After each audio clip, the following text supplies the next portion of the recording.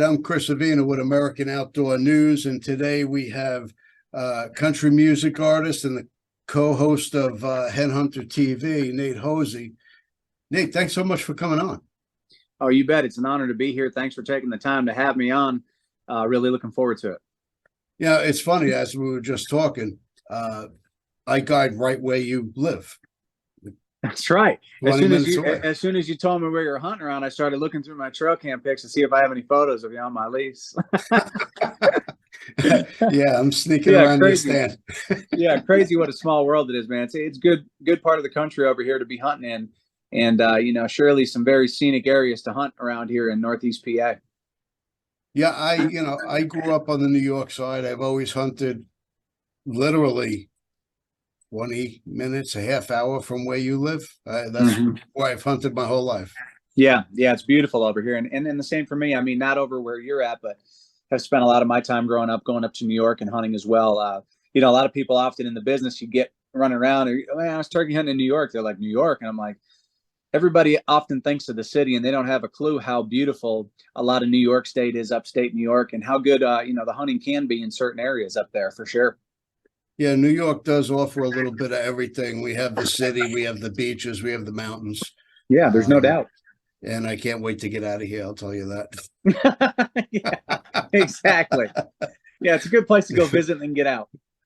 Now, I did a little, background on you. You started hunting at 5 years old.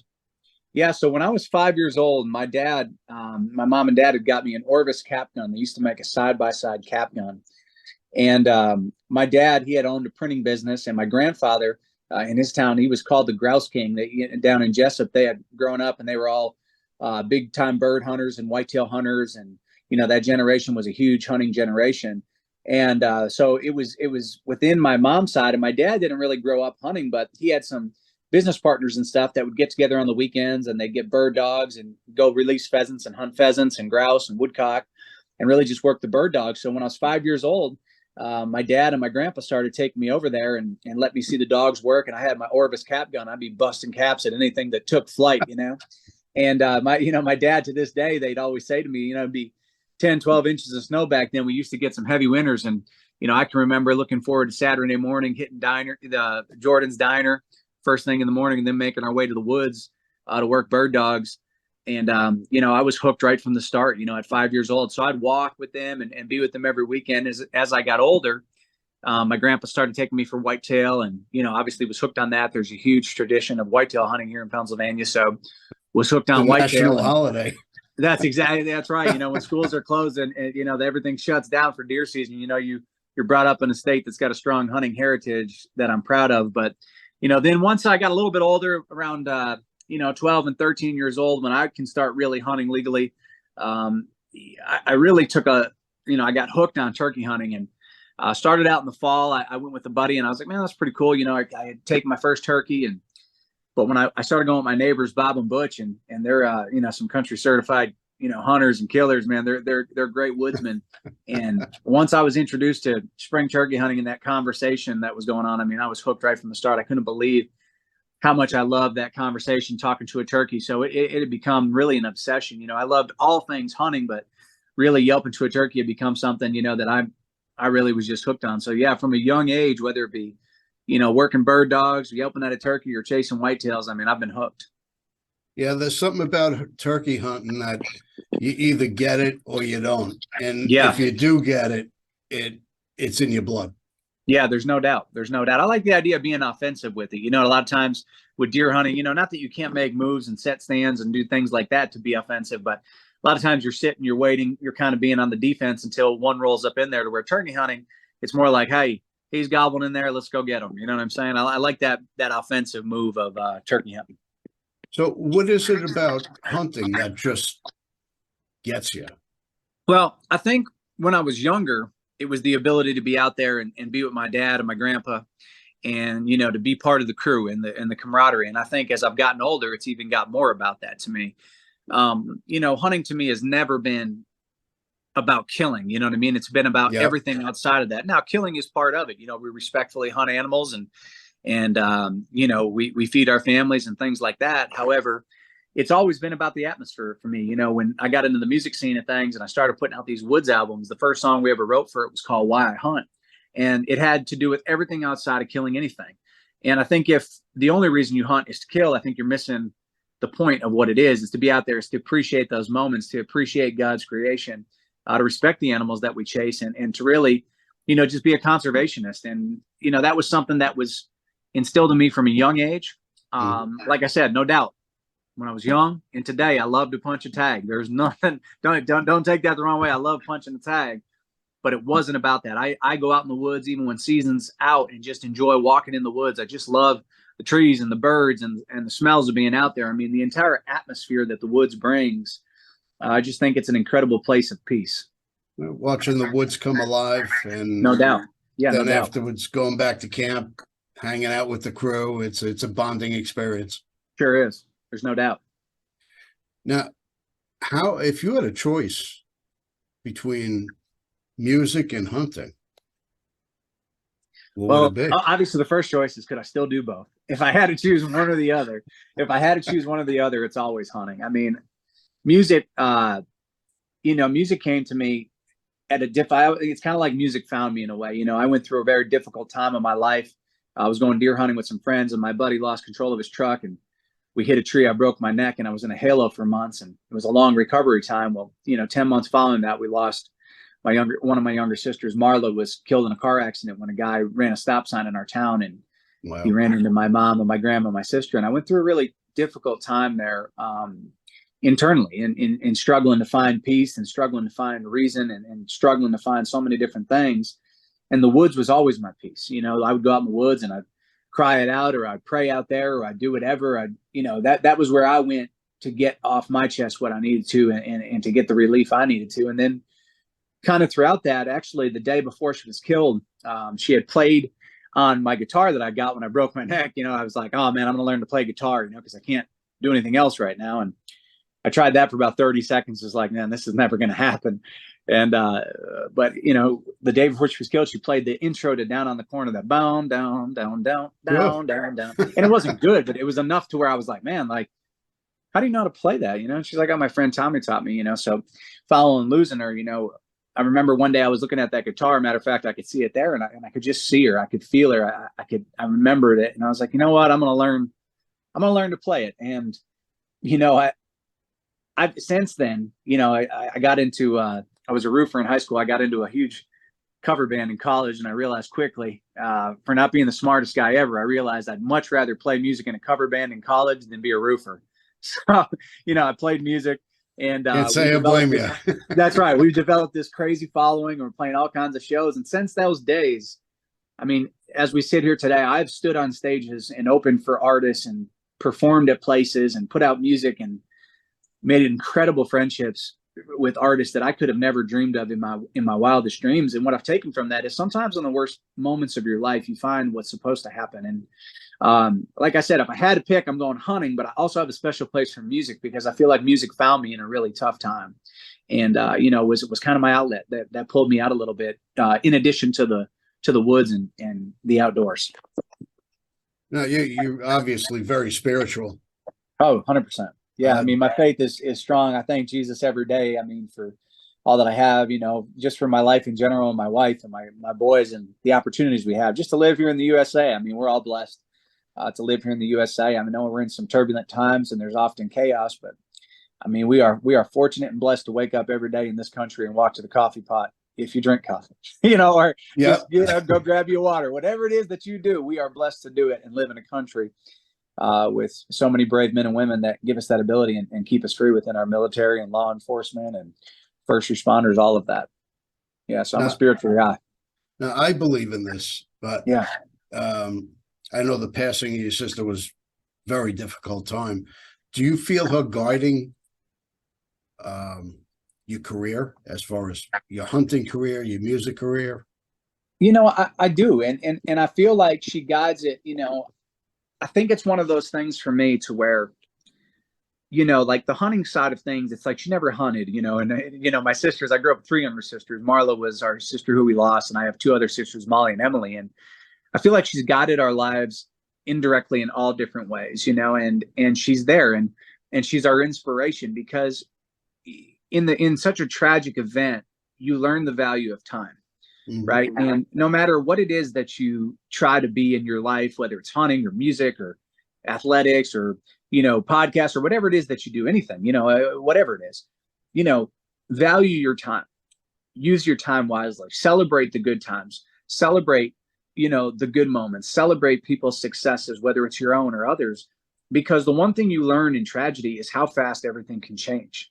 Oh, And I think that was the scariest thing for me was, 1 minute I'm standing on the porch with my now wife, she was my girlfriend at the time. And, she's getting ready to go to Mexico on a missions trip. And, we hear the ambulances roaring through town and we pray for whoever that is. And, minutes later, my younger sister's screaming, crying, telling me there's been a horrible accident. And in that moment, like understanding how fast everything changed me forever. It's not that I was a heathen growing up or anything like that, or this bad person. That it's not anything like that, but I just value time so much different because I'm horrified at how fast it can be taken. You know what I'm saying? So I've learned to celebrate positivity. Does it, you wake up, you be positive, you look for the good. Doesn't mean you don't get stressed. It doesn't mean, of course not, but it means you choose to beat it. You choose to say, hey, I'm going to look at the glass half full no matter what, because I know what the other side of the glass is. You know what I mean? I've been there. And I often tell people, they're like, oh, Hosie's always positive, or this or that. It's like, well, it's not because I've just walked the road of perfection, or I do walk the road of perfection. It's just that I know the darkness. I've been there. I know heartache. I know hurt. I know let down. And I chose a long time to go to rise up over all of that. And that's what I try to do. And no easier way to do it than through something you love, music and hunting and my family and friends and all that. And through tragedy and adversity, there's two roads you could take. That's right. That's right. You would want us to bring something good from it, and I try every day to do that. So, what have you gotten out of hunting? Well, hunting for me, like I said, I mean, from a young age, it's instilled so much into me. It's helped me understand so much connection to, God, connection to the animals we chase, connection to the woods.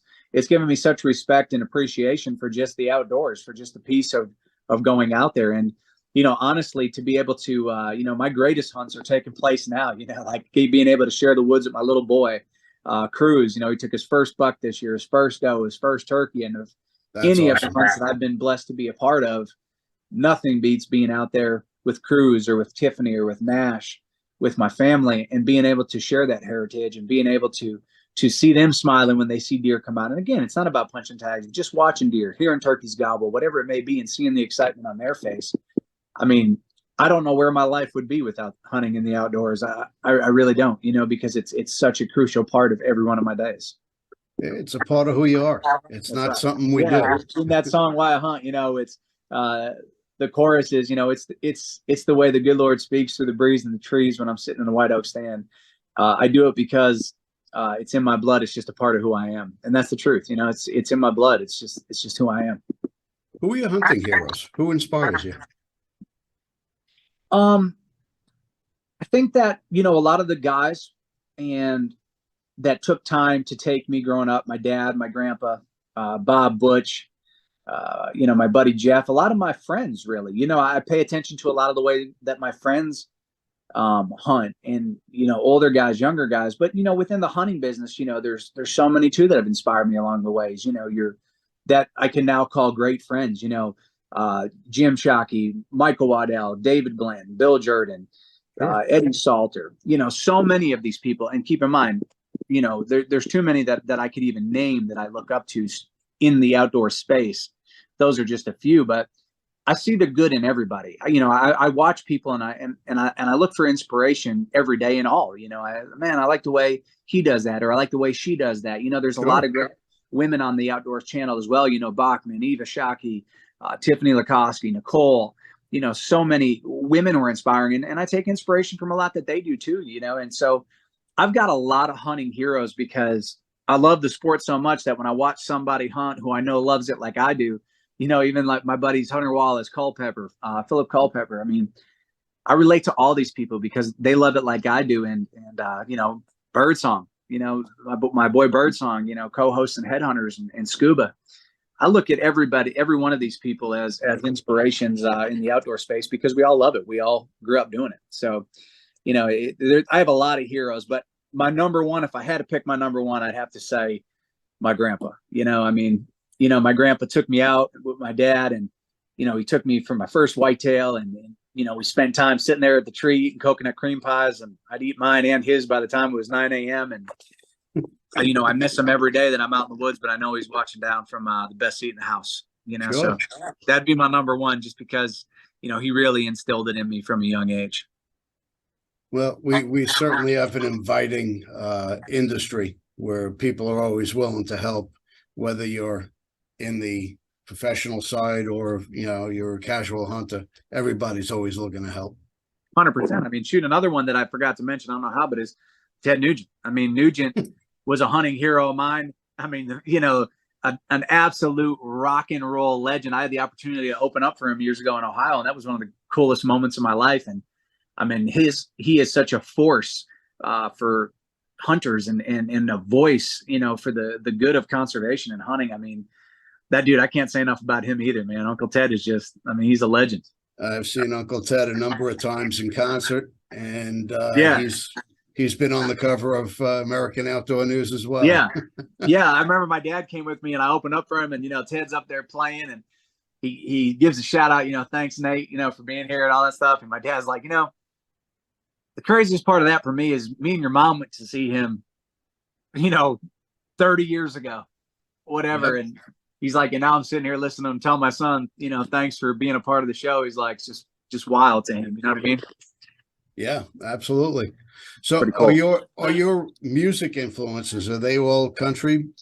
No. Matter of fact, honestly, growing up, I was a lot more rock based than I was country per se. I grew up listening to a lot of like Tom Petty, sure, John Mellencamp, the Black Crowes, Guns N' Roses, Motley Crue, Goo Goo Dolls, Matchbox 20.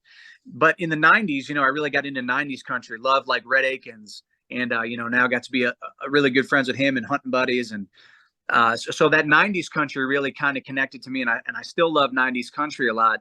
And as I become, more into music, Nashville has a really cool connection between kind of rock and country, I still kind of have that rock influence behind a lot of the music that I write. You know what I mean? With the sprinkle of country, I really have a lot of respect for the classic country feel, the music, and I think that's what my favorite thing about music is. And like going to Nashville is the grassroots sound of things and creating something. I wouldn't consider myself a great musician. I think music came in at a good time or a great singer, but I have the ability to be out amongst incredible musicians and great singers and artists and producers that can take something that I write that they may think is good and then make it 10 times better because of their insane talent, whether it be through playing or producing or helping vocally as to where I want to go. So, I mean, I would say I was more rock based, but also, obviously strong country based. And, lyrically, when I'm writing music, my lifestyle is, it's where we live. Montel is just a small little town in the country. And, sure, it's just what I live. But I don't mind to have a distorted guitar on there every now and then. You know what I mean? Well, country music certainly changed a lot from my wife left me, took my truck and my dog to where it is today. Well, it's kind of like they really need to do something with country, how they did with rock. Like they had, soft rock, easy listening, rock, or, they had all these different genres, and really country's done that, but they just haven't really done, country pop per se, or it's still considered country, which it's really, there's just so many branches to it now. But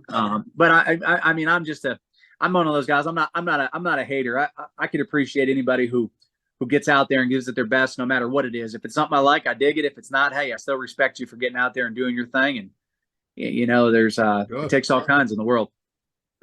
So, what Headhunter TV? Yeah, how'd that happen?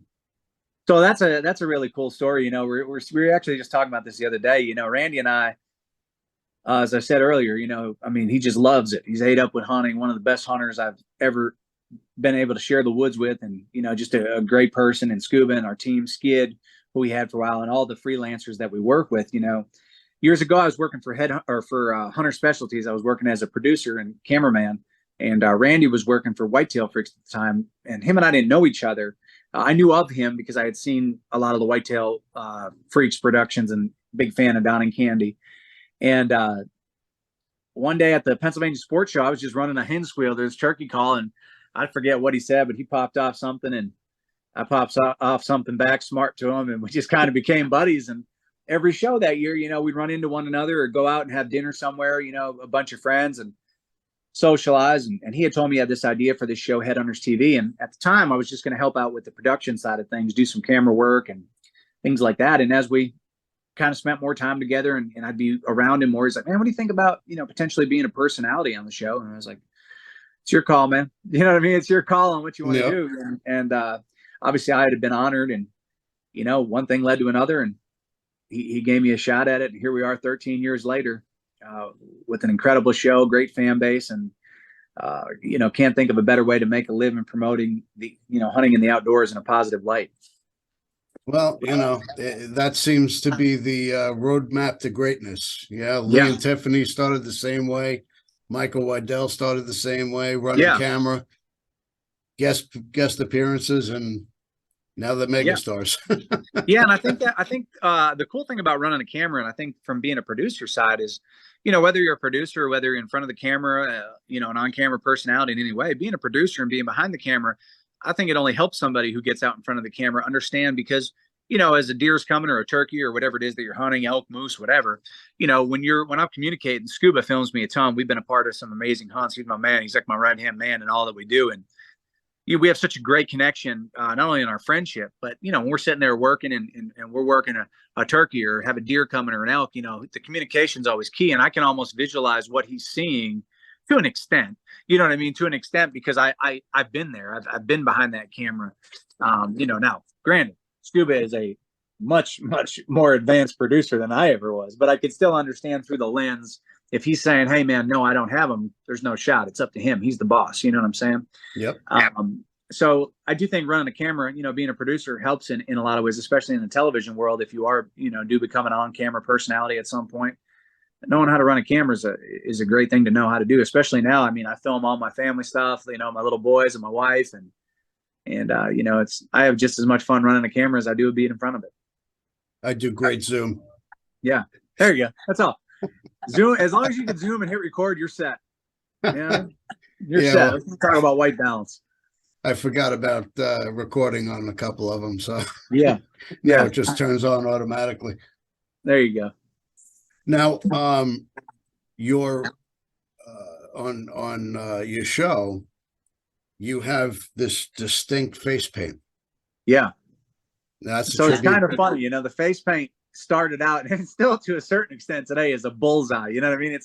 It's a bullseye for the haters, but I kind of love it. It started out when we went through this all that tragedy and stuff. I thought to myself, how could I kind of give my sister a little love without, it's obviously a super sad story, so I don't want to be a downer in any way, but what's a little tribute I can kind of give to her in what I do as I go for this dream that I've had. And I was like, well, one day I was like, man, I kind of paint my face, and I started kind of messing around. I came down and I was like, what if I kind of mimicked the letter M? I mean, obviously it's not an actual M, you know what I mean? It's not obvious.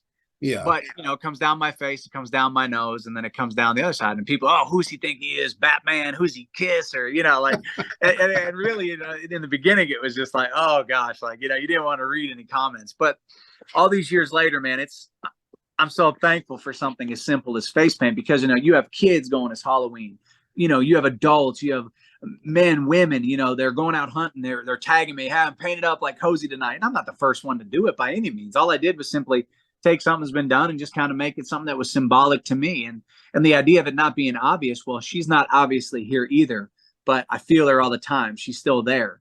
And, to see a positive reaction to that, me and my buddy Culpepper, it's still a fight all the time. He's like, I call him, Phillips Paintless Platoon, because, it's always back and forth, man, no, there's no face paint allowed on my show. You know what I mean? We're still, it's all in good fun, but, it's got a cool little meaning, simple meaning behind it. And, you know, the fact that Culpepper alone doesn't like it, I'll be painting until I'm 100. You know what I mean? Just because even though now sometimes I'm like, oh gosh, I got to paint. It's 95 out, you know, or in Texas. But it's really become a pretty cool little positive identity, if you want to call it. You know what I mean? People have really taken to it and recognized it, and it's been really fun. It's been real fun. Yeah, it is. That's great. Because, like I said, I'm just glad most people don't like. In the beginning, I'm like, I'm not a villain. Like, I'm a nice guy. Like, you know what I mean? Like, these people are like, oh, who's this guy think he is? You know? It's fun. It's like, you know, it's like putting on a uniform. That's right. It's all in good fun, man. All right. So, what can we expect from Headhunters this year? So with Headhunters, we've got a great season coming. It'll air on the Outdoor Channel at the end of June, Thursday nights, and we air 5 times a week. I have to look at the new air times, but Thursday night. I think it's either 8 or 8:30 is our prime. We've got, you know, a great season coming. We're insanely blessed last year with an amazing season. As we move into this season, we're going to hunt hard and try to bring the best, you know, most positive outdoor TV show we can to everybody. I've got a bunch of new music coming this year. Got a bunch of concerts that I'll be playing throughout the year. So we're just going to keep on, man. We're going to be out there celebrating the good Lord, all our blessings, and celebrating the USA everywhere we go, and thanking God for all the blessings of our families and safety and all the people who support us. Is it going to be all North America, or do you have any destination hunts in mind? You know, right now it's all North America here, you know, leading into this season, but, you know, definitely have some talks about some bigger things coming down the pipe, not this coming season, but the following.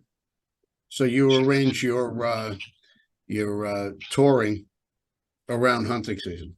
Correct. Yeah, hunting comes first, but if I can play a show here and there, I'm in. All right. So where can we find Headhunter TV, and where can we find you musically? So Headhunters TV is on the Outdoor Channel. You can also find us on, you know, Facebook, Instagram, anything like that under Headhunters TV. We're also on, you know, My Outdoor TV. As far as myself personally, you know, you can follow my personal accounts, Nate Hosie, on Instagram, Twitter, Facebook, and my music is available on iTunes, Spotify, you know, all the bigger platforms for music, and you know, that's where you can find us at. You know, we look forward to anybody who wants to join the crew and come along for the journey. You know, we'd love to have them. You miss being able to walk into a store and buying an album? Oh, I do. I miss the simplicity of a lot of things. You know what I'm saying? I mean, I miss the simplicity of a lot of things. I mean, there's a lot of good that comes from technology and a lot of bad at the same time. You know what I mean? I agree. It's a double-edged sword. It's a double-edged sword. Absolutely. All right. Well, I appreciate you coming on. Yeah. Thank you so much. We'll follow you on social media, and we look forward to the upcoming season. Sounds great. God bless you, brother, and God bless the USA. Thanks again. You bet.